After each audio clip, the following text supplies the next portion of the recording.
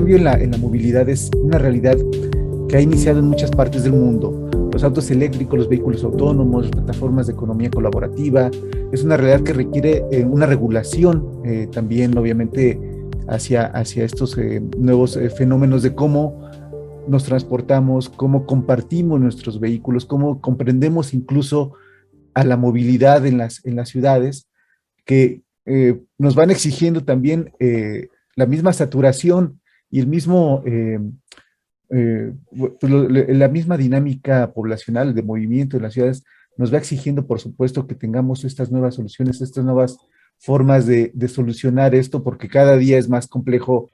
Soy José Rodríguez, director de Blockchain Land en Talentland.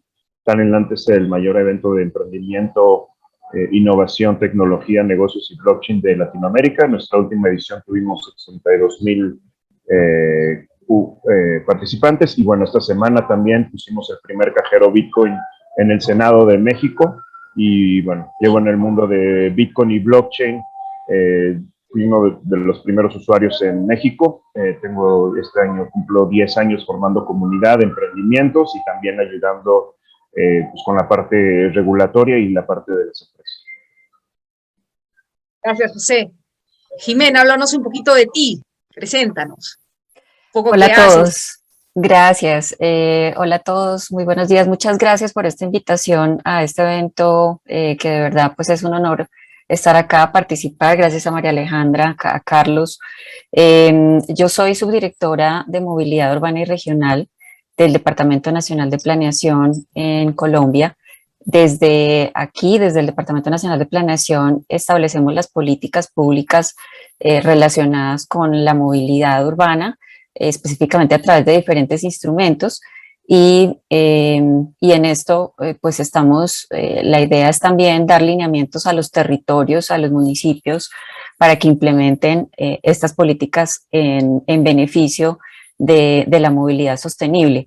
Tenemos diferentes instrumentos, los cuales pues también se comprometen distintas entidades del gobierno a realizar acciones para poder avanzar en todos estos propósitos alrededor sobre todo de apuntarle a resolver las externalidades de la movilidad, de contaminación, congestión y siniestralidad.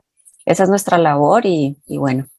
Ahora nos contarás un poco más a profundidad, claro. Jimena, ahora ya nos contarás un poquito más, ya nos contarás un poco qué están haciendo por Colombia, que está súper interesante, y cómo están avanzando. Me quedo sorprendida del avance que tiene Colombia en el tema de electromovilidad y movilidad sustentable, sostenible, ¿no? De acuerdo. Ana Claudia, preséntanos un poco, háblanos un poco de ti, muy brevemente.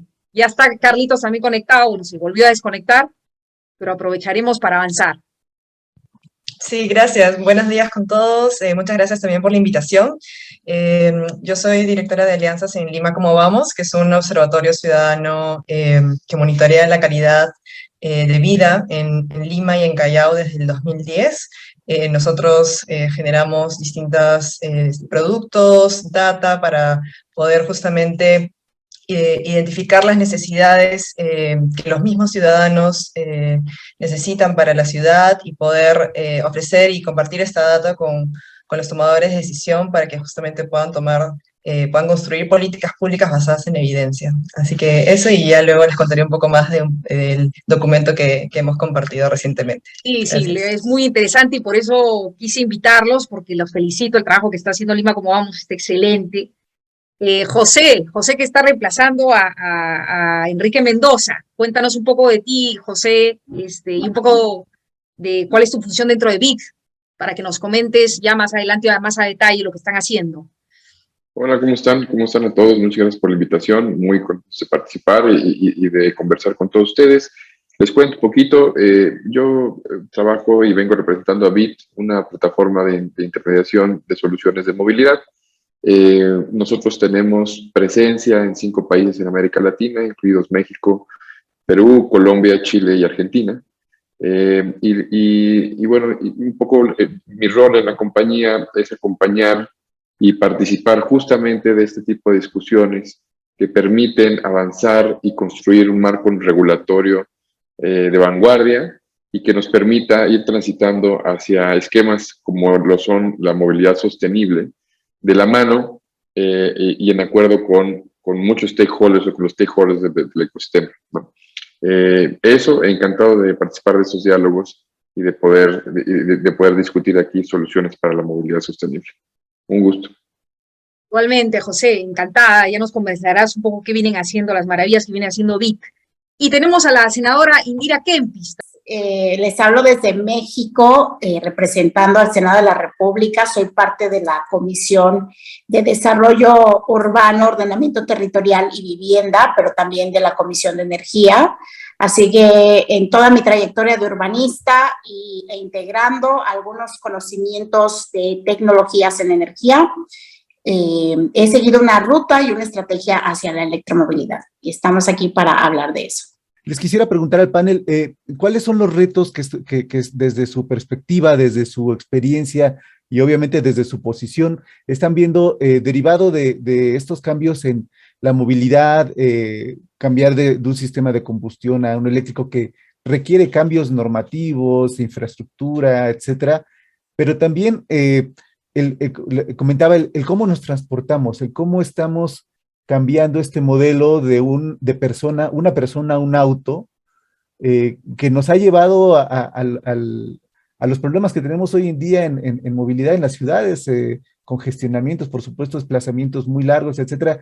¿Cómo lo estamos viendo? Si quiere, alguien que quiere iniciar, vamos a darle la preferencia hoy a la senadora que acaba de unirse. Entonces, senadora, muchísimas gracias por estar nuevamente con nosotros. Pues que nos comente cómo está viendo estos retos o cuáles son los retos que de inmediato se ven desde, en este caso, desde su posición como senadora.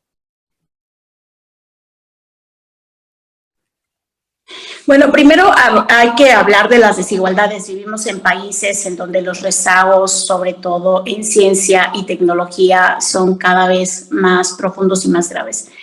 ¿Esto qué quiere decir? Que a pesar de que México es un país de avanzada en su constitución y sus leyes, muchas veces la realidad no alcanza para la implementación de las mismas. Entonces, hacer un empate entre las necesidades de mercados que se consolidan, de hábitos y costumbres de una sociedad a un marco jurídico que pueda adaptarse, es la verdad una carrera contra tiempo, contra reloj, y normalmente llegamos muy tarde. Entonces, a la hora de resarcir esos rezagos, pasan una serie de reflexiones que también deberíamos de puntualizar. Primero, yo siempre digo que donde hay presupuesto hay compromiso, y hoy mismo las instituciones y el Estado lamentablemente no están ofreciendo que esas posibilidades de crecimiento del sector, por ejemplo en el caso de la electromovilidad, puedan tener la infraestructura suficiente, por ejemplo, la capacidad institucional de respuesta suficiente o bien los presupuestos suficientes.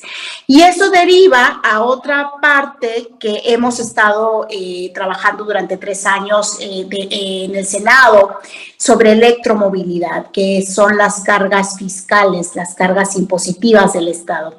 Esto quiere decir que mientras los vehículos, que no necesariamente son los automóviles, que pasamos por transporte, por vehículos de última milla, según esta jerarquía de la movilidad, en donde la preferencia siempre la va a tener los vehículos que tienen menor carga. No tenemos los incentivos suficientes para la masificación. Ya lo han dicho especialistas en cambio climático, lo han comentado incluso actores de la industria en este sector, que mientras no podamos hacer que todos los vehículos sean eléctricos, difícilmente caminaremos hacia el gol más importante, que es la descarbonización del planeta, y hacia otro de los goles más importantes en nuestros países, que es el desarrollo económico y las oportunidades de consolidar mercados y hacerlos crecer. Entonces, si no hay incentivos, no puede haber masificación del consumo. ¿Y eso qué significa? Que un auto eléctrico, un vehículo, cualquier eléctrico, no hace la diferencia. Es un vehículo más en la calle. Sin embargo, si tuviéramos una estrategia que tiene que ver precisamente con quitar cargas fiscales, con tener instituciones que respondan con presupuestos para infraestructura, y otros incentivos que se puedan dar, sobre todo en esta parte de obra pública. Podríamos tener entonces un mercado que se consolida porque va acompañado de las acciones específicas de políticas públicas y de leyes del Estado. Lamentablemente, llevo 4 años en donde pido la votación para estos incentivos, para quitar cargas fiscales y que sea más fácil la adquisición de vehículos, no solamente de los personales, de los privados, sino también de los públicos, el transporte público, y sin embargo no ha habido una respuesta positiva. ¿Esto qué quiere decir? Pongo otra arista, que sería la ignorancia, que estamos batallando con que la gente comprenda y entienda por qué es importante la electromovilidad, por qué hace una intersección entre energía, economía, desarrollo urbano y obviamente con este eje transversal, que es una movilidad más integral, sustentable, multimodal y que tiene una nueva perspectiva de descarbonización para abonar al cambio climático, a combatir el cambio climático. Entonces, también ahí tenemos un pie del cual cojeamos, que es la gente ignora por qué es importante y trascendental tocar estos temas en los congresos o por qué decidirlo en los gobiernos locales o en nuestro gobierno federal. De hecho, en México teníamos un plan estratégico de electromovilidad que hasta la fecha está enlatado. Salió hace 4 años y hasta hoy no hay una razón ni siquiera de por qué no está echado a andar un plan nacional de electromovilidad. Entonces, tenemos esta otra situación. Nuestras voluntades políticas, normalmente las miradas de las voluntades políticas están instaladas en otras cuestiones que no son quizá prioridad, pero que sí son prioridad para la clase política mexicana o la clase política de América Latina, que toma distancia de la realidad de la ciudadanía, toma distancia de los problemas más complejos de los países y toma distancia de velar porque los derechos y las libertades de las personas sean respetados. Entonces, en nuestro artículo 4 de la Constitución, por ejemplo, la de México, tenemos derecho a un medio ambiente sano. Y a partir de ahí es un paraguas que ampara cualquier decisión de la vida pública para que vaya en ese sentido. Y sin embargo, no sucede de esa manera. Entonces, lo cortaría hasta ahí. Son estos nuestros desafíos con lo que tenemos que estar, pues ahora sí que trabajando continuamente para que puedan suceder otras realidades respecto a este avance tecnológico, a un fortalecimiento o acompañamiento para la consolidación de los sectores implicados, y un papel del Estado que no castiga, que más bien da incentivos para que realmente pueda haber una descarbonización y un crecimiento económico. Gracias, senadora. Ana Claudia, desde Lima, ¿cómo vamos? ¿Cuál es tu perspectiva acerca de estos retos? Y por supuesto, si quieres comentar también de lo que nos ha compartido la senadora. Sí, muchas gracias. Bueno, en realidad desde en Perú tenemos grandes retos en relación al transporte y la movilidad. Nosotros desde Lima, como vamos, siempre somos impulsores de la necesidad de tener una mirada de ciudad humana, de pensar la ciudad desde las personas y también desde una visión de una distribución del espacio equitativa, ¿no? Justamente también compartiendo el sentimiento de la desigualdad que existe en nuestras ciudades y que le quita oportunidades, muchísimas oportunidades a las personas y con mayor intensidad a aquellas que viven en zonas de mayor pobreza. Y en esa línea siempre nosotros somos impulsores de poder fortalecer el transporte público, el sistema de transporte público en Lima y en Callao y en general a nivel nacional. Justamente, según la data que nosotros recogemos, el transporte público es el modo más utilizado por las personas. Por ejemplo, durante la pandemia, vimos varios cambios en la forma de moverse de las personas, pero el transporte público se mantuvo. En el caso de la bicicleta sí se incrementó bastante, y también ya entrando quizá un poco ahí a todo el tema de la micromovilidad, que también es otro de los retos que tenemos, ¿no? A nivel de un poco de la infraestructura de la ciudad, ¿no? Porque, por ejemplo, hay varios retos en torno a la micromovilidad, hablando específicamente en términos de electromovilidad, de los scooters, de los vehículos, menores, de ciclos, debido a que, por ejemplo, existen trabas a nivel de poder promover este tipo de modos en la ciudad, debido a que contamos con distintas formas de impulsar estos vehículos a nivel distrital, ¿no? Cada distrito tiene un modo o una ordenanza en particular para impulsar estos tipos de transporte, y esto varía en cada distrito. Entonces, lo que vemos es que, por ejemplo, se pueden utilizar scooters o sistemas compartidos de bicicleta en un distrito, pero no se pueden utilizar en otro distrito, ¿no? Entonces, esas son algunas de las barreras que necesitamos, y justamente ahora estamos también trabajando en un documento, en una línea de base sobre también los temas de electromovilidad y de transporte compartido, donde hemos identificado justamente la necesidad de que se pueda impulsar más este sistema de transporte compartido de bicicletas, de modos más sostenibles para la ciudad, ¿no?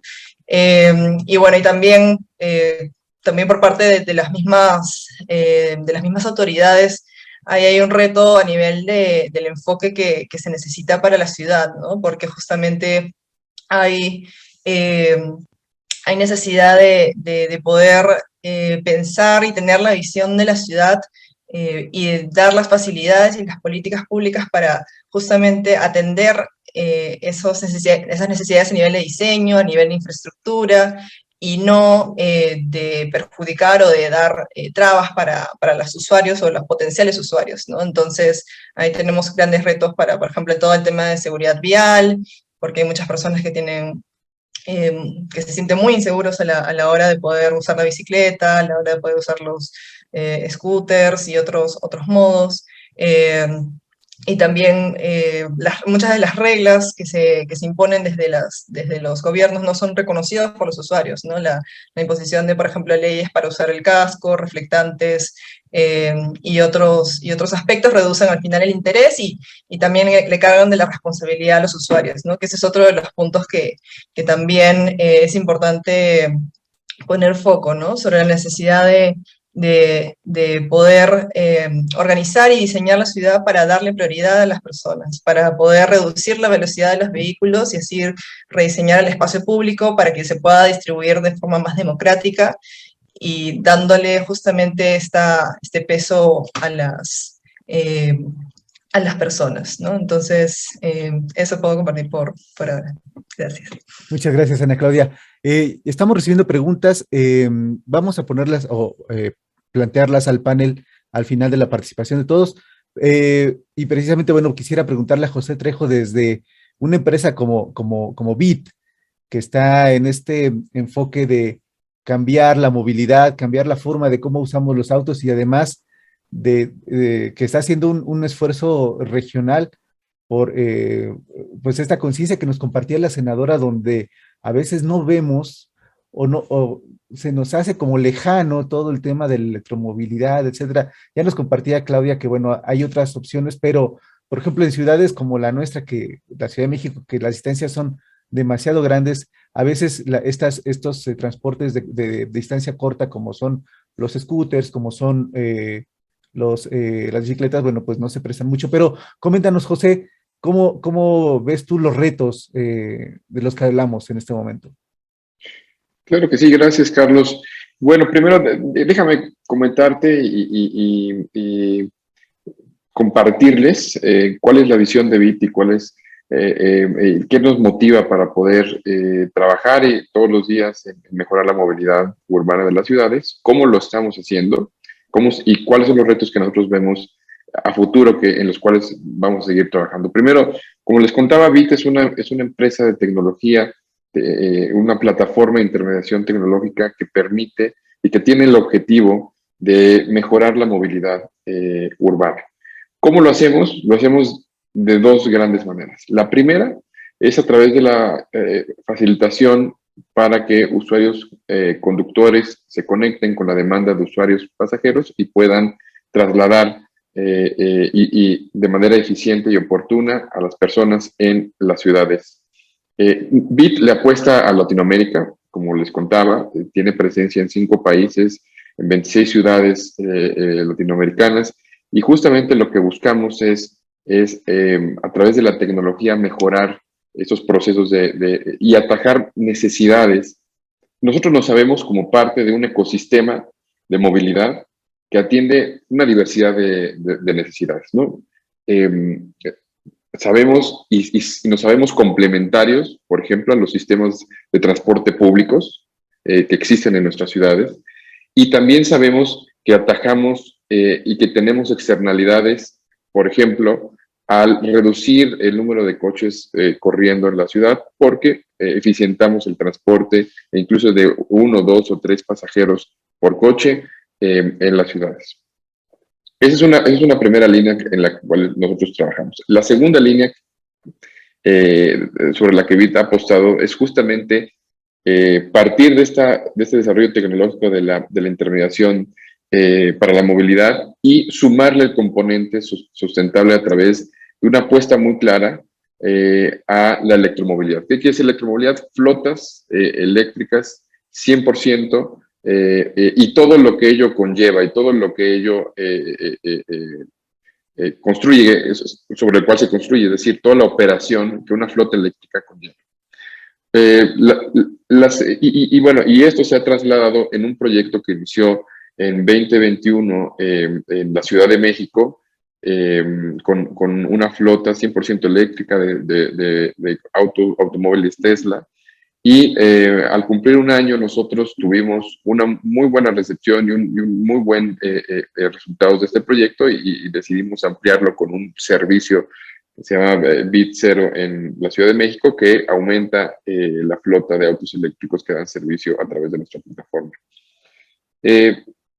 Contarte sobre los retos, y aquí me gustaría construir sobre lo que la senadora Kempis y Ana Claudia nos han puesto sobre la mesa. Primero, si bien es cierto que nosotros en nuestras ciudades enfrentamos una serie de problemáticas sobre la movilidad, que incluso, y quisiera aquí hacer un reconocimiento muy sentido a la senadora, a la bancada de Movimiento Ciudadano en México, que ha puesto sobre la mesa y que puso y empujó y se logró aprobar una ley de movilidad, de seguridad vial y movilidad en México, para poder entender cuáles son los retos y cómo nosotros podemos atajar los retos desde nuestra trinchera. Pero así como ese reto, también hay muchos otros sobre los cuales hay que seguir trabajando, como uno muy particular para el tema de la electromovilidad, y ya lo señalaba la señora, el tema de la infraestructura, ¿no? Nosotros tenemos que, para poder dinamizar la adopción de autos eléctricos, un reto muy importante es el tema de la infraestructura, lograr una infraestructura que sea económicamente viable, que sea simple para el uso de los usuarios y que sea segura, por ejemplo. Entonces, ¿cómo nosotros desde Bit aportamos para la solución de este reto? Bueno, nosotros aportamos primero dinamizando la cadena de valor al poder catalizar la adopción y poner sobre las calles literalmente autos eléctricos rodando y generar sensibilidad e interés sobre qué son y cómo funcionan. Segundo, en la medida en la que nosotros podemos generar esta operación que ya les contaba alrededor de nuestras flotas eléctricas, generamos información y buenas prácticas que pueden y que estamos deseosos de poner sobre la mesa para los tomadores de decisiones, y que podamos mirar cómo esta información puede transformarse en regulaciones, legislaciones o simplemente toma de decisiones desde los diversos ámbitos de incidencia pública. Y aquí, por ejemplo, la senadora hablaba de las estrategias de electromovilidad, y me parece que la participación de empresas como la de Bit es fundamental, porque a final de cuentas nosotros tenemos la bajada ya en la práctica de todas estas medidas y nosotros podemos generar una retroalimentación para que estas estrategias estén vivas, cambien y se adapten de una manera más adecuada. Y tercero, para nosotros la apuesta es una apuesta a largo plazo. Y esta apuesta a largo plazo, insisto, pasa por dos grandes momentos. Uno, la tecnología, donde nosotros seguiremos poniendo mucho énfasis en cómo nosotros optimizamos las operaciones y optimizamos los trayectos, y eso tiene una externalidad y un impacto positivo en dinamizar la movilidad de las ciudades, por un lado, y por el otro, desde Bit una apuesta muy clara hacia la electromovilidad, y para nosotros ese es el futuro y ese ya es donde debemos de estar transitando. Eso es lo que les quería compartir, Carlos.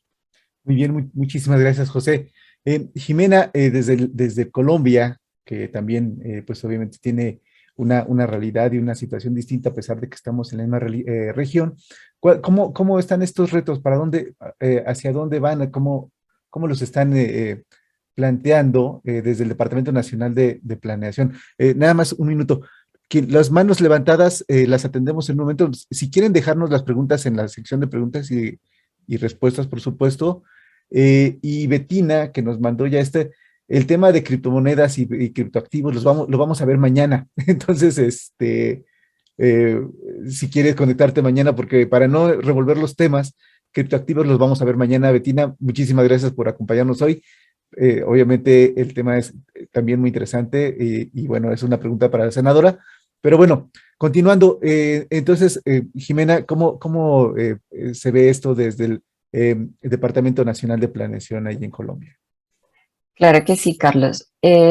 Bueno, es importante tener presente pues un marco de actuación en el que nosotros nos movemos, y es el apoyo a la movilidad sostenible, al transporte urbano y al transporte público. Nosotros desde hace más de 20 años, en el 2002, empezamos a implementar una política nacional de transporte urbano que consiste en que la nación apoya a los territorios con la cofinanciación de sistemas de transporte público. En esto, pues es muy importante reconocer que aquí hay distintas competencias, tal vez en otras latitudes y en otros países funciona de manera distinta, pero en términos de competencias hay un marco de descentralización en donde los municipios se mueven e invierten en sus propios territorios. Fundamentalmente, con esta política, la nación quiere apoyar y quiere entrar, también entendiendo que son inversiones importantes, que son inversiones que conllevan unos altos niveles de recursos, y en ese sentido se plantea entonces el 70% de la cofinanciación de este tipo de proyectos. Se han trabajado básicamente en unas 15 ciudades desde esta época hasta hoy, que han venido implementando o ejecutando este tipo de recursos en infraestructura vial, en flota, en también sistemas de tecnología, sistemas de gestión y control de flota, sistemas de recaudo, que hacen que estos sistemas de transporte público pues cobren muchísima más fortaleza, sobre todo con la mirada puesta hacia el usuario y a un mejoramiento del servicio del transporte público.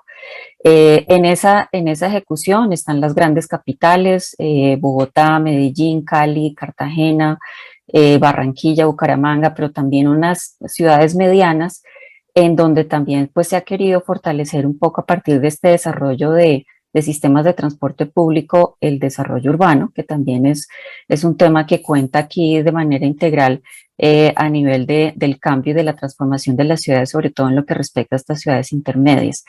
Entonces, con este marco es importante tenerlo en cuenta, porque ese apoyo con el que hemos logrado a través de las leyes del Plan Nacional de Desarrollo, hemos ido avanzando en todo este tiempo, y en la última ley que se promulgó en el 2019, se integró la posibilidad de invertir en vehículos de cero y bajas emisiones. Antes no era posible, y la idea pues es precisamente promoverlo también con recursos del gobierno nacional.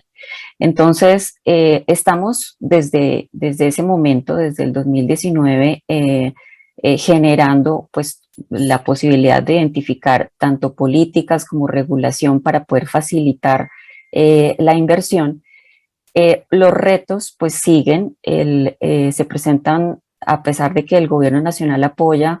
Hay falta de recursos por parte de los territorios porque ellos también tienen que poner su parte en el 30%, que es lo que determina la ley, y pues es difícil también alcanzar esa posibilidad de cambiar flota en los sistemas, en los casos, por ejemplo, de vencimiento de vida útil de la flota de transporte público.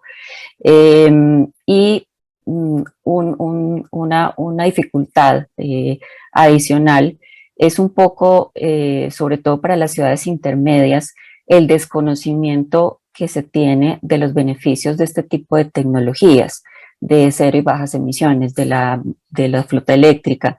Puede ser que no se tenga claridad tampoco frente a los beneficios que este tipo de tecnologías ofrecen en cuanto a ahorros en operación, por ejemplo, en mejora en la calidad del aire, que también implica a su vez ahorros en la salud pública y en la disminución de impactos negativos al medio ambiente. Y entonces, pues se generan una serie de mitos también alrededor de ese tipo de cambios y transformaciones, tal vez pensando en que tiene una menor productividad que la tecnología diésel, que es lo que supuestamente pues también se genera frente a estas inquietudes. Otro de los retos que también es que en términos comparativos el costo de la inversión frente al gas, al diésel, al Euro 5, al Euro 6, pues estos son muy similares, pero para el caso de tecnologías eléctricas o híbridas, los costos son muy superiores. Los ahorros en operación pues se evidencian ya más en el largo plazo. Entonces, en ese sentido, desde el gobierno nacional se genera pues una serie de elementos e instrumentos de planeamiento a partir de unas leyes que son promulgadas que promueven el uso de vehículos eléctricos. Es la ley 1964 de 2019 plantea una serie de beneficios para la compra de este tipo de vehículos. Se generan, por ejemplo, descuentos en impuestos, descuentos en revisiones que se tienen que hacer a nivel técnico-mecánico de los vehículos, de seguros obligatorios de accidentes de tránsito, y se genera la posibilidad de ampliar infraestructura para generar pues esta promoción de la movilidad eléctrica. Nosotros contamos también con unos instrumentos a nivel local que le apuntan a generar soluciones a la movilidad de manera integral. Los denominamos como planes de movilidad sostenible y segura. Y los planes de movilidad también pues establecen unas metas a nivel específico de cada uno de los territorios para incorporar pues este alcance de mitigar emisiones a través justamente de la inversión de vehículos eléctricos. Hay una meta específica a nivel nacional y es contar con 600.000 vehículos eléctricos a 2030 registrados en el Registro Único Nacional de Tránsito. Para esto, pues, se ha pensado en reemplazar, por ejemplo, tecnológicamente la flota oficial que se utiliza en las entidades públicas, migrar hacia taxis eléctricos, que pues ese también es otro nicho en donde se puede identificar esa posibilidad. Y algo que mencionaban ahorita los panelistas es también el desarrollo de infraestructura de carga para este tipo de vehículos, unos lineamientos de política claros para ello. Lógicamente, en términos de seguridad, establecer parámetros mínimos de seguridad y homologación de este tipo de vehículos.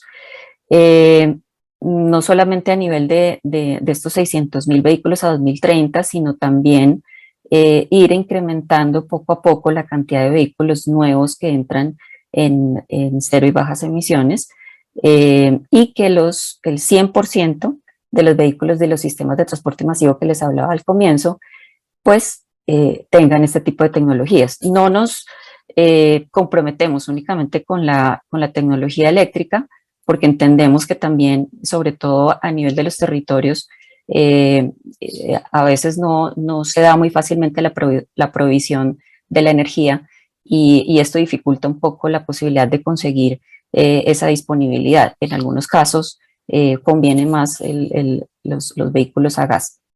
Y recientemente, el año pasado, de pronto ya pues para terminar acá lo que venimos haciendo, se creó el Fondo para la Promoción de Ascenso Tecnológico bajo la Ley de Acción Climática.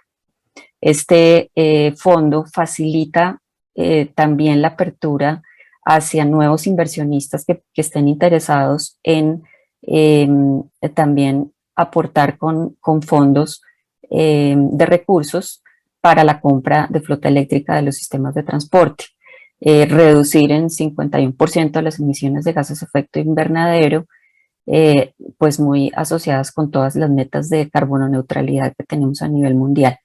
Entonces, pues eso creo que lo dejo por ahora acá.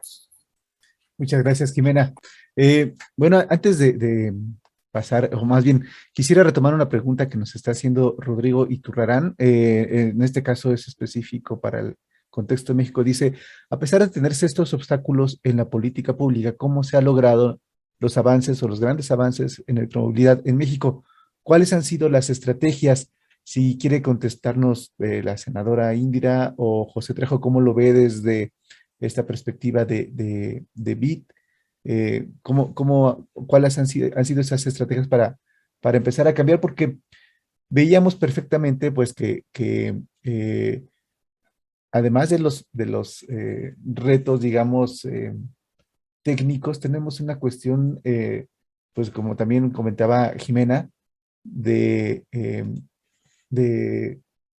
digamos, ignorancia, como lo comentaba también la senadora, de no saber o no entender como población y como gobierno, como funcionarios, no entender la importancia de estos cambios, más allá incluso como se comentaba de los problemas de infraestructura. Pero, senadora, usted, ¿cómo ha visto con esta trayectoria que tiene no solamente en el Senado, sino como decía, como urbanista desde hace tiempo,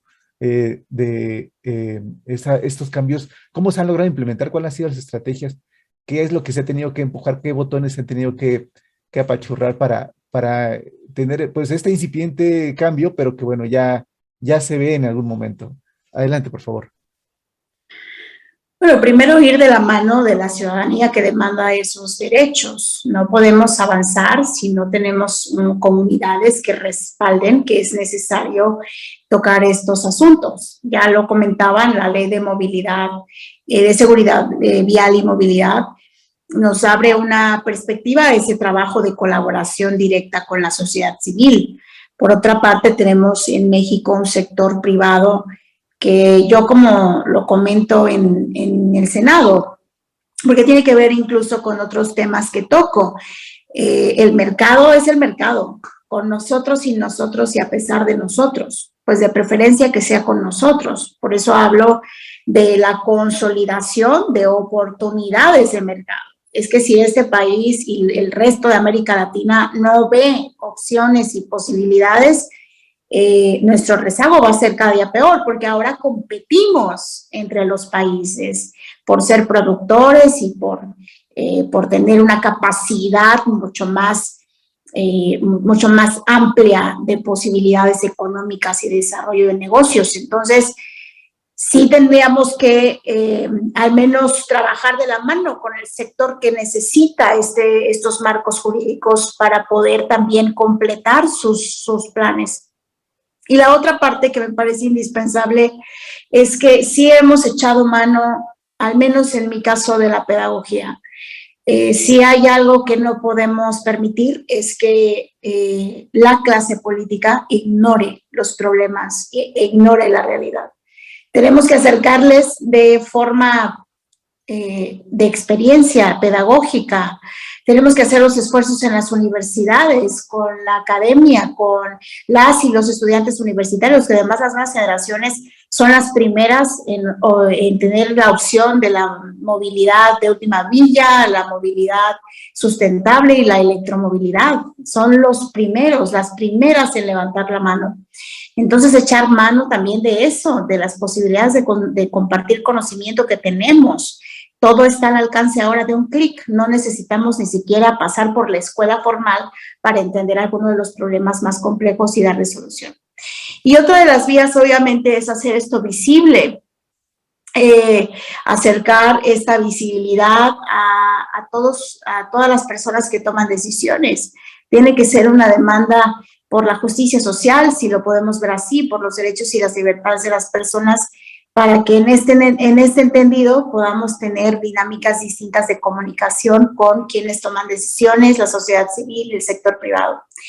Y por otra parte, a mí sí me parece que en estas cuestiones de acompañarnos para hacer acuerdos políticos, una de las principales tareas es que la clase política vea, porque son los que toman las decisiones. Digo, en México, institucionalmente, nuestros gobiernos locales están supeditados a lo que ordene el que gobierna. Entonces, si el que gobierna no se siente educado, no se siente presionado, no se siente comprometido, no piensa que es parte de su obligación, si con toda impunidad también y con toda omisión puede hacer lo que quiera, entonces no vamos a avanzar, porque institucionalmente todas las personas que trabajan en la burocracia están supeditadas a lo que diga el jefe.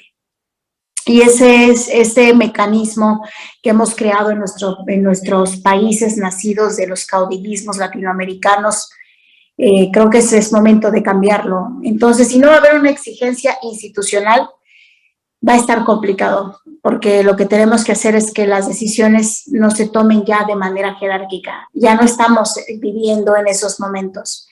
Entonces, sí, hay estrategias que tienen que ver con la educación, hay otras que tienen que ver con los acuerdos políticos, hay otras que tienen que ver con la visibilidad y la comunicación, y hay otras más que tienen que ver estar acompañados de estas redes del sector privado y de la sociedad civil, que hoy demandan su derecho a respirar calidad del aire buena, que tienen su derecho a la salud, que tienen su derecho a poder transitar sin complicaciones en una ciudad, que tienen derecho a tener al alcance la tecnología necesaria y que tienen derecho a que esos presupuestos estén en la mirada de futuro que necesitamos. De otra manera va a ser muy complicado, sigue siendo complicado, pero al menos nosotros en México hemos caminado por ahí y creo que nos ha ido bastante bien, porque ahora mismo pienso que en retrospectiva, cuando llegué al Senado, estos eran temas de los que nadie hablaba. Insisto, todavía no hemos alcanzado los votos necesarios, pero ahora ya hay grupos parlamentarios también abogando por la electromovilidad. Ya el gobierno federal comienza a trabajar este tema desde la parte económica. Hay funcionarios públicos muy visibles que están hablando de esto en México. Entonces, en 4 años, este trabajo que hemos hecho tampoco está echado a la basura. Es una base y un cimiento de lo que sí. José Trejo, te dejo la palabra para que nos ayudes a comentar este aspecto. Sí, fíjate, Carlos, que quería construir sobre la base de lo que la senadora nos propuso. O sea, y sobre 2 ideas clave. Primero, ¿cuál es el papel del mercado en la adopción y de la electromovilidad? Y 2, ¿cómo es que la tecnología avanza más rápido que la regulación y, por tanto, la necesidad de aparejarlo a través de un esfuerzo conjunto entre los diversos actores del ecosistema? Nosotros, abordando la primera parte, nosotros desde BID, por ejemplo, hemos aportado este dinamismo del mercado en la ciudad, en México, particularmente en la Ciudad de México, a través de la apuesta que hemos hecho en nuestro servicio eléctrico. E incluso cuando nosotros adquirimos, o cuando se adquirieron los coches, 1 de cada 5 coches eléctricos ese año fue o forma parte de este proyecto de entonces, sin duda alguna, el mercado juega un papel importante para poder empujar este tránsito, y la inversión en los avances tecnológicos necesariamente se debe de ver compensado por un dinamismo de mercado mucho más amplio. Y nosotros, David, creemos que al poner estamos ciertos que al poner autos en las calles rodando, tenemos este proceso de catalización para que el mercado vaya y tome ese rumbo. Sobre el segundo punto de cómo es que la tecnología avanza más rápido que la regulación y la necesidad de aparejarlos, para nosotros, nuevamente, es fundamental trabajar en diversos aspectos para que esto ocurra. Primero, y lo más importante es cómo nosotros podemos informar o hacer que estos derechos que están consagrados en las leyes de nuestros países sobre tener un acceso a un medio ambiente más sano, más limpio, disminuir los impactos de la contaminación de la salud pública, en fin, una serie de problemas públicos que podemos nosotros solucionar. ¿Cómo nosotros podemos atajarlos? Uno, a través de la generación de información práctica para poder generar políticas públicas basadas en evidencia. Para nosotros esto es fundamental porque nosotros vemos a la política pública como una iteración y que para poder implementarla necesitamos información, y nosotros en la práctica generamos información valiosa que podemos poner sobre la mesa y sobre la cual construir nuevos instrumentos de política pública. Segundo, algo ya lo adelantaba la senadora y ya lo adelantaban diversos panelistas, es cómo podemos nosotros poner sobre la mesa la importancia de estas medidas en una lógica más didáctica a los diferentes tomadores de decisiones desde este lado. Muchas veces la política pública, también pensándola como decisiones de largo aliento, no solamente requiere de un buen diseño, ya mencioné cómo podemos atacar ahí, pero cómo se mantiene en el tiempo, ¿no? Y la manera en la que se mantiene en el tiempo es sumando las voluntades de los diversos actores que la hacemos posible.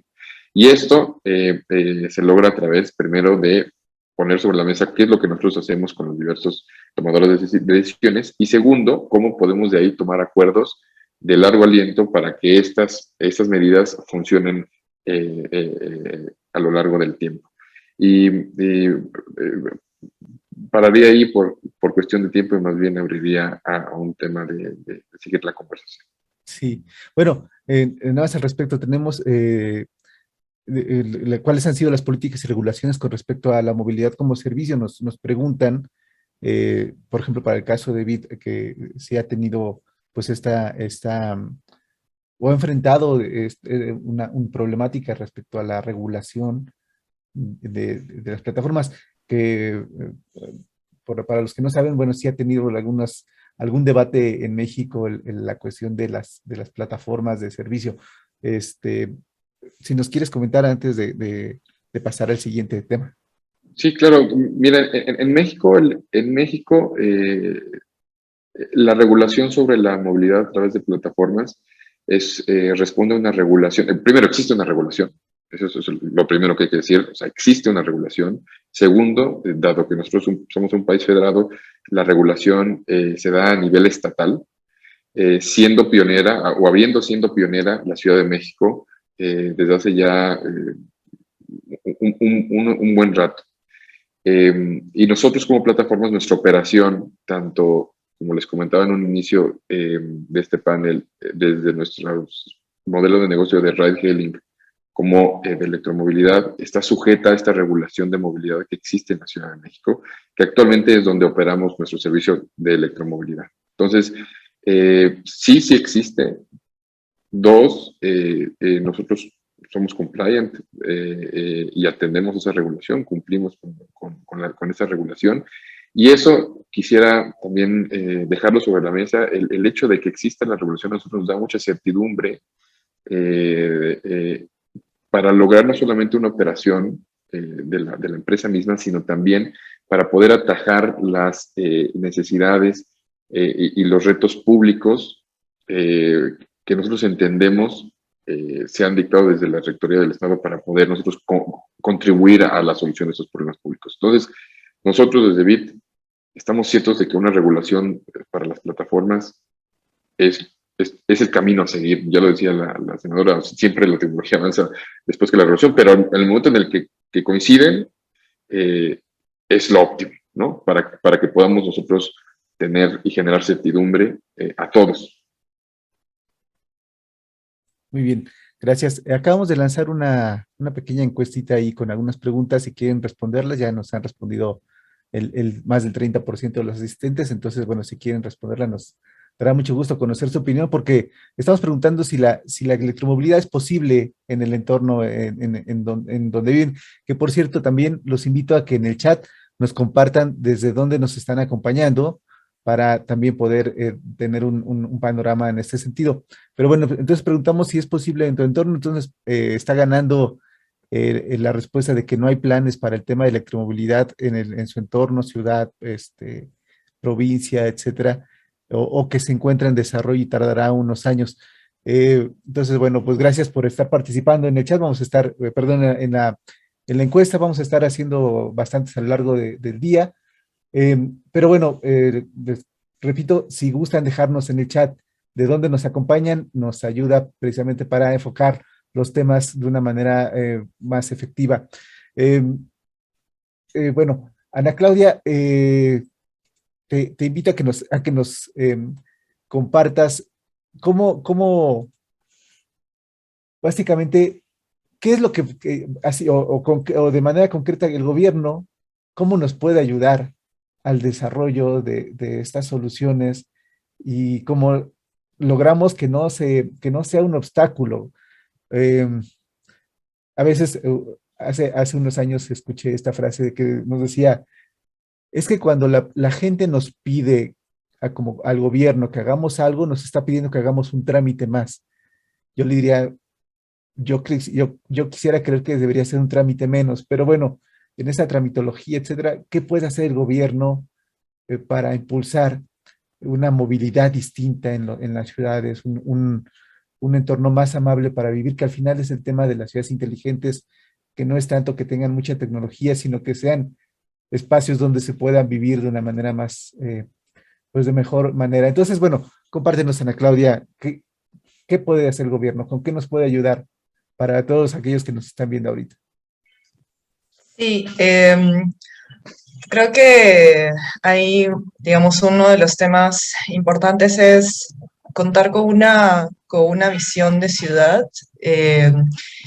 que también, en donde pueda tener un espacio claramente necesario y de participación de las personas, ¿no? Porque muchas veces a lo largo de los años se han construido planes y estrategias y varios documentos, pero han sido con una mirada desde arriba hacia abajo, sin tomar en cuenta las necesidades y las formas de vivir de las personas en la ciudad bajo los distintos escenarios y entornos que tenemos, ¿no? Por ejemplo, Lima es una ciudad muy diversa y con muchos escenarios y muchas necesidades muy distintas a lo largo de ella y también, por supuesto, a nivel nacional y en muchos países de Latinoamérica. Por ello creo que es importante justamente poder incorporar estas miradas, ¿no? Por ejemplo, para ponerlo en un ejemplo concreto, hay mucha crítica, por ejemplo, a los modos de transporte informales que existen en la ciudad, y sin embargo, estos modos existen porque justamente satisfacen una necesidad de las personas de poder movilizarse, ¿no? Conectan barrios en zonas vulnerables con el tren, el metro, o con los sistemas de transporte más masivos. y justamente todavía no existe una propuesta formal que pueda suplir esa necesidad. Le están cumpliendo sistemas de transporte informales. Entonces, es un poco también eso, ¿no? Ver esas realidades de las distintas zonas de la ciudad, escuchar a las personas y desde el habitar, y a partir de ello poder plantear esas propuestas y estas mejoras para la ciudad, ¿no? Yendo en la línea de esta visión también, y justo que ahora se nos vienen elecciones municipales y regionales en Perú, es necesario también poder tener esta visión a largo plazo, ¿no? Porque lo que muchas veces sucede es que se cambia el gobierno y es un borrón y cuenta nueva.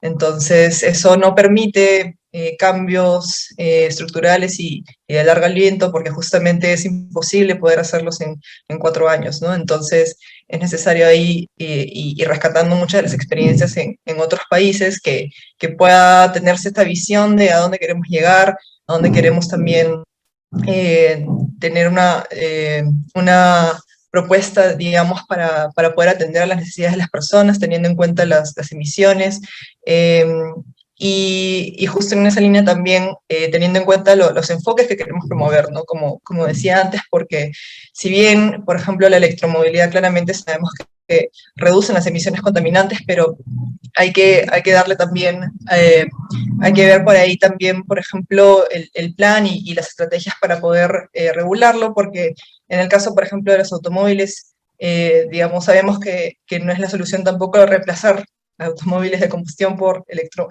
automóviles eléctricos, porque existen otros problemas asociados en torno a la siniestralidad, que es también, por ejemplo, ahí vinculado al tema de altas velocidades, que es la principal causa de los siniestros, temas a la alta ocupación del espacio público, y otros más, ¿no? Entonces, siempre también es importante y necesario tomar en cuenta estos otros aspectos y priorizando justamente a las poblaciones más vulnerables, ¿no?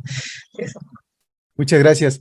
Jimena Cantor en Colombia, yo sé que obviamente ya nos comentaste desde el gobierno qué se está haciendo, hacia dónde se está yendo, pero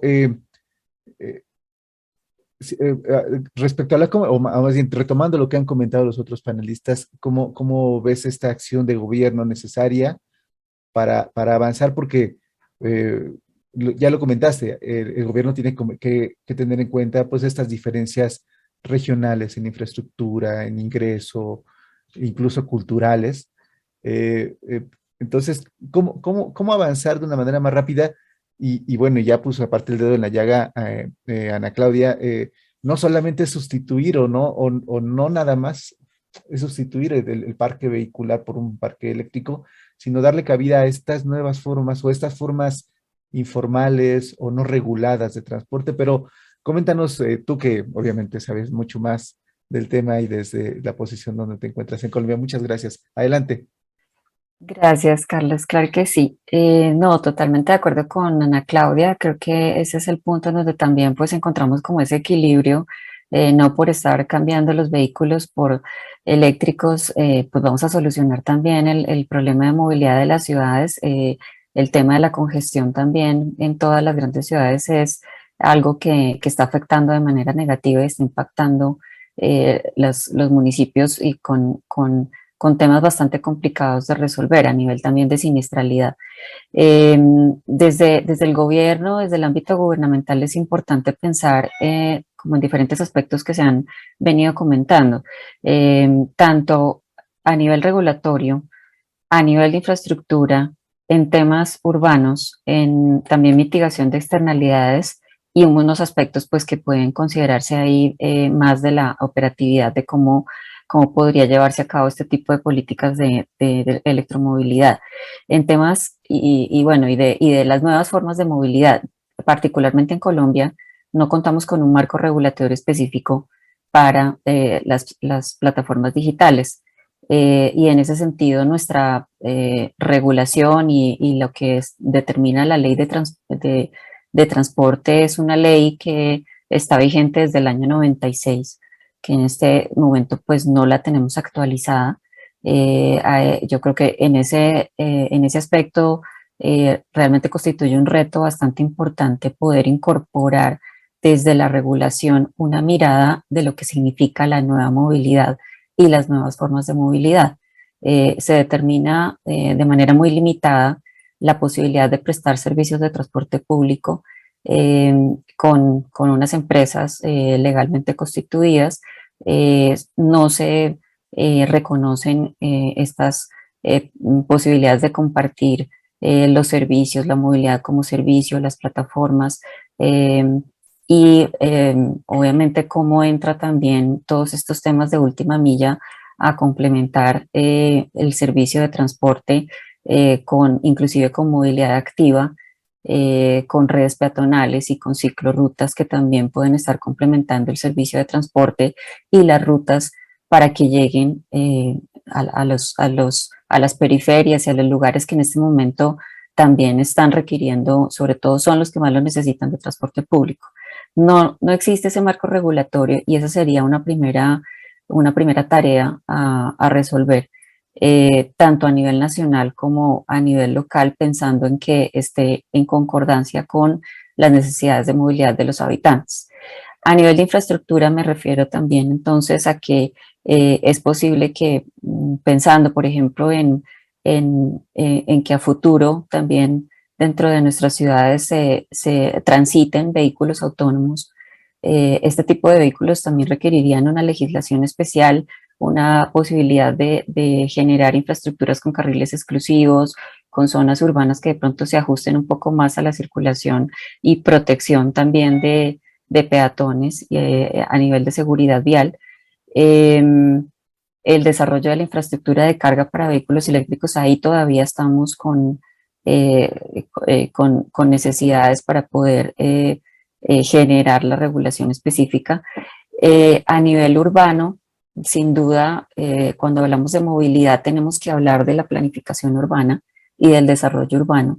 En esa integración, en esa articulación, se deben pensar en cómo se administra también y se destina el suelo necesario para, por ejemplo, parqueaderos, estacionamientos, generar usos mixtos que permitan disminuir los desplazamientos y generar pues una mayor posibilidad de que la movilidad sostenible sea parte de las políticas del desarrollo urbano. A nivel de las externalidades negativas que comentaba, en congestión, contaminación y siniestralidad, también es importante reconocer que todos los servicios que se prestan conllevan a una generación de externalidades positivas. Por ejemplo, como lo comentaba ahorita Ana Claudia, los transportes como los que se prestan a través de plataformas, pues se consigue una mayor cobertura en lugares donde posiblemente el transporte público no llega, pero también se puede pensar en que genera una mayor congestión y eso pues está generando una externalidad negativa que puede ser un poco mitigada a través de mecanismos técnicos o jurídicos o financieros que beneficien al transporte sostenible. En algunas zonas, en Brasil, si no estoy mal, hay un cobro por servicio público, por precio público, por el uso justamente del espacio público para estos vehículos que prestan servicios de transporte, más un transporte privado.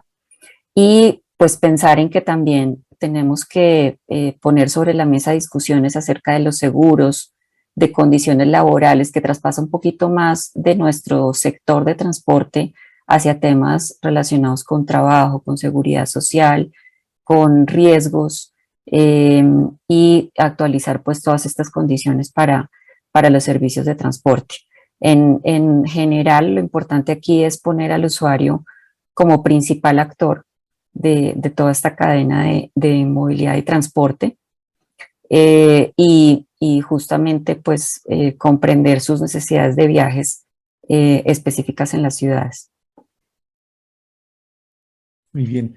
Gracias. Nos hablan acerca de la regulación en materia de micromovilidad. Pero bueno, como el tiempo se nos está acabando y ya nada más tenemos unos minutos, me gustaría, si quieren, incluso dentro de sus conclusiones o dentro de su mensaje final que les pido a los panelistas, también responder un poco este tema que nos pregunta Rodrigo desde la regulación en materia de micromovilidad. Antes de darle el paso a esta ronda de conclusiones o de cierre de los panelistas, me gustaría agradecer que los que nos están compartiendo, como les pedí, o como les hablamos de que nos dijeran de dónde nos están acompañando. Muchas gracias, Humberto, que estás desde Querétaro, perdón. Eduardo desde la Ciudad de México, Cecilia Gabriela también de la Ciudad de México, Emilia Costa desde Manta, en Ecuador, Silvia Santisteban desde Lima, Perú, de Ernesto de la Cruz en Cuernavaca, Morelos, aquí en México, perdón. También Yeli Castro desde Manta, Ecuador, y Marco Antonio desde Toluca. Obviamente hay muchos más audiencia, pero bueno, ellos nos han compartido desde dónde están acompañando, lo cual nos ayuda, como les digo, a saber cómo abordar los temas de una manera más eficaz. Entonces, si quieren, con esta ronda de conclusión del panel, un mensaje final, si quieres, iniciamos contigo, José Trejo, si quieres acompañarnos para este mensaje final. Después vamos con Jimena, después vamos con Ana Claudia y pues, que nos acompañe para el cierre la senadora Indira Kempis. Entonces, adelante, José, ¿cuál sería tu mensaje de cierre de este panel?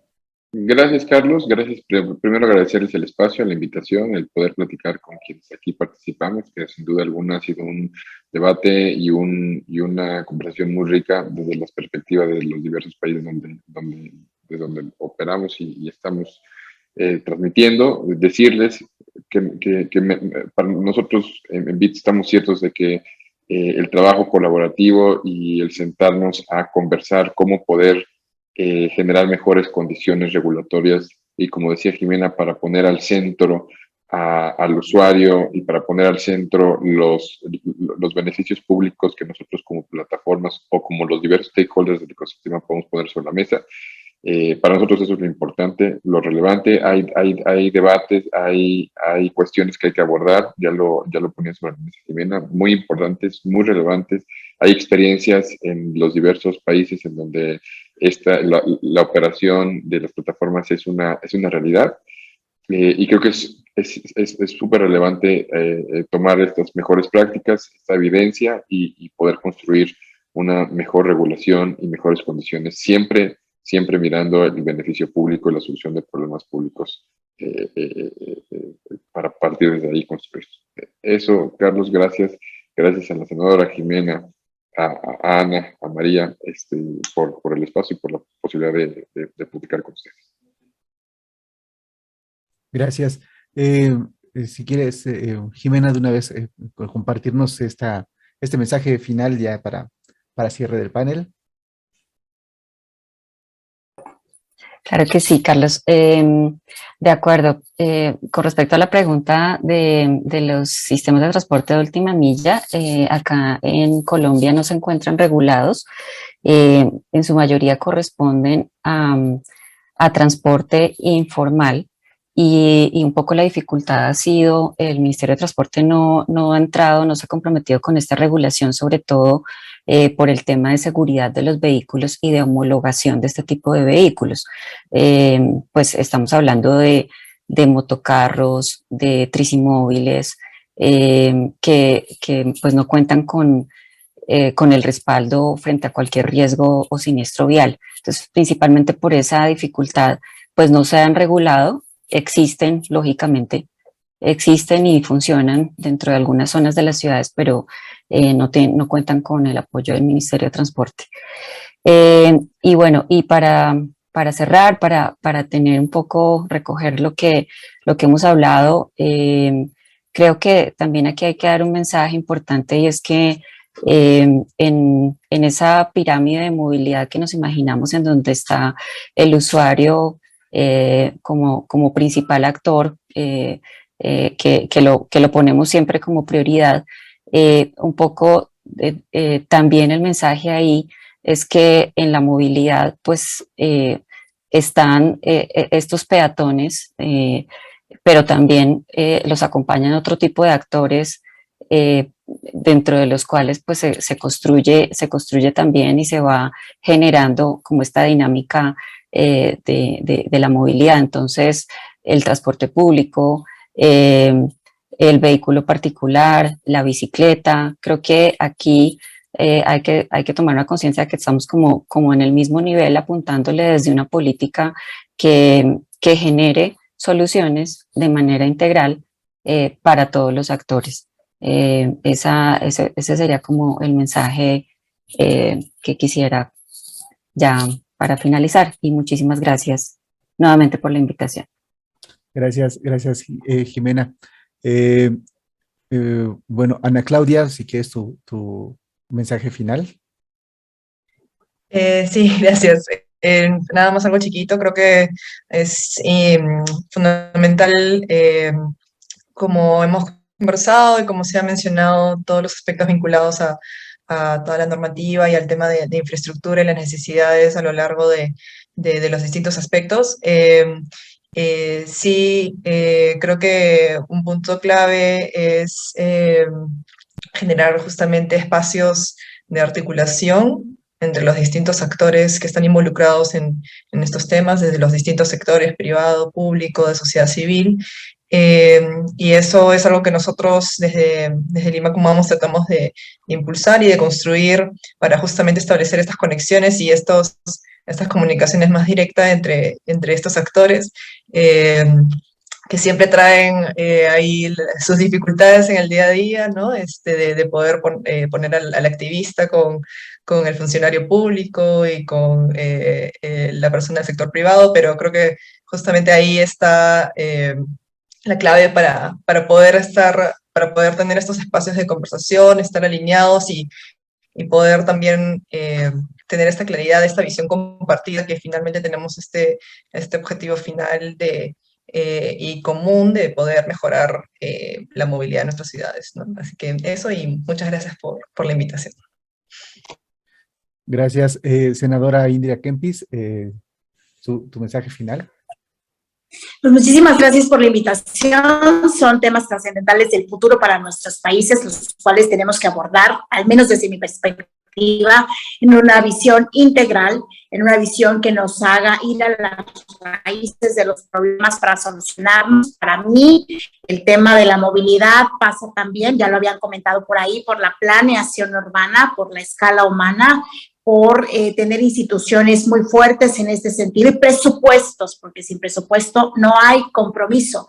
Y tercero, en una visión de una regulación, porque además yo tengo muchas reflexiones a partir de mi trabajo en el Senado sobre incluso qué tanto esa insistencia en regular puede ser benéfica para alcanzar algo que ya nos rebasó, que es la tecnología.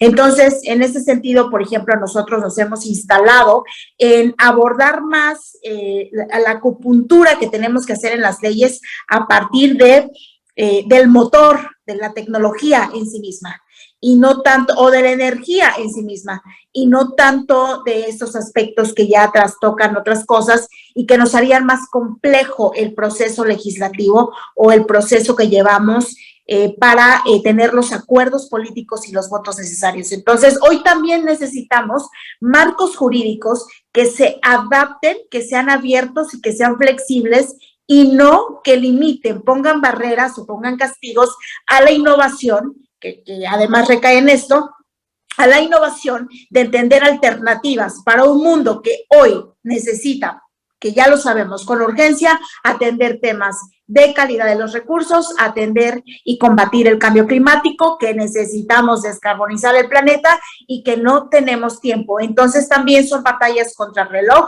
Entre más flexibilidad tengan los marcos jurídicos, presupuestos e instituciones que respondan con estos procesos colaborativos, que me encanta escuchar que ya estamos entendiendo que no caminamos sin tener procesos colaborativos con el sector privado, con la sociedad civil, para que entonces realmente podamos tener este tema o este problema como un problema que necesita ser solucionado de forma integral con diferentes perspectivas, pero que vamos a un mismo objetivo y tiene nada más y nada menos que ver con mejorar la calidad de nuestras vidas, con tomar decisiones públicas éticas y con altura, es decir, a la medida de las circunstancias y, por supuesto, en hacer que nuestros países tengan mayores oportunidades de desarrollo económico.